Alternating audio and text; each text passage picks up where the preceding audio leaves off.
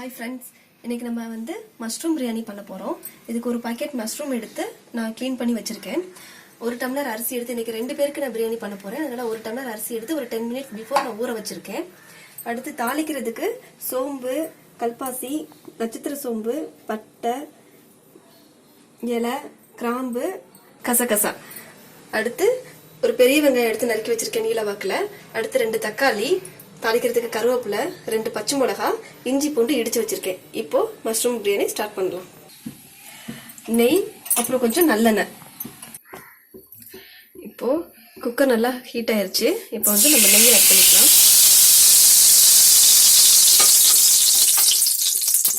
ஒரு 2 ஸ்பூன் நல்லெண்ணெய் ஊற்றிக்கலாம். நல்லா ஹீட் ஆயிடுச்சு. இப்போ கொஞ்சம் சோம்பு, பட்டை, கிராம்பு எல்லாத்தையும் இதில் போட்டுக்கலாம். மரக்கரண்டி, கருவேப்பிலை, பச்சை மிளகா, வெங்காயம் இதெல்லாம் போட்டு நல்லா வதக்கிடுவோம்.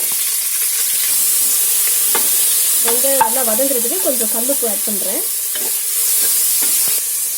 வெங்காயம் நல்லா வதங்கிருச்சு. இப்போ தக்காளி போட்டுக்கலாம்.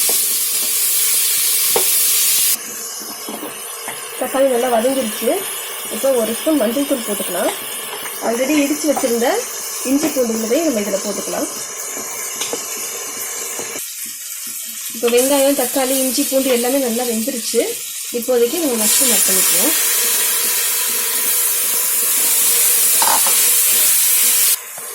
நல்லா கிளறிட்டு இதை ஒரு 2 மினிட்ஸ் மூடி வச்சுருவோம்.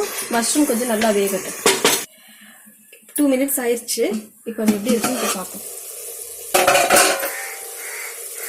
பாருங்க, தண்ணி ஊற்றவே இல்லை. மஷ்ரூமில் உள்ள தண்ணியே இவ்வளோ தண்ணி வந்துருச்சு. மஷ்ரூமும் நல்லா வெந்துருச்சு. இப்போதைக்கு நம்ம பொடி ஆட் பண்ணிக்கலாம். ஒரு 1/4 ஸ்பூன் மிளகாத்தூள், 1 ஸ்பூன் மல்லித்தூள், கொஞ்சம் கரம் மசாலா. நல்லா வதங்கிருச்சு. மசாலாவோட பச்சை வாசனை போகிற அளவுக்கு நல்லா வதக்கிட்டு இப்போதைக்கு நம்ம அரிசி ஆட் பண்ணிக்கலாம்.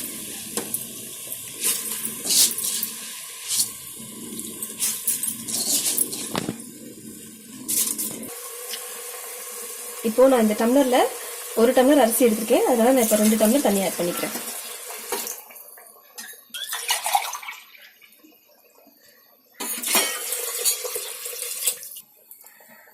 நல்லா கிண்டி விடுங்க.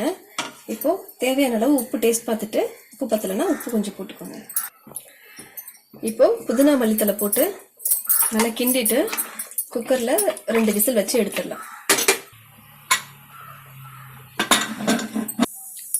இப்போ 2 விசில் வந்துருச்சு. விசில் அடங்கிருச்சு. இப்போ நம்ம இதை ஓப்பன் பண்ணி பார்ப்போம். பாருங்க, எவ்வளோ சூப்பராக அருமையாக வெந்திருக்கு மஷ்ரூம் பிரியாணி.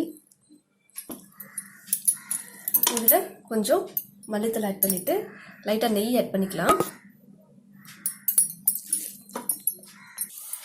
இப்போ டேஸ்டியான மஷ்ரூம் பிரியாணி ரெடி.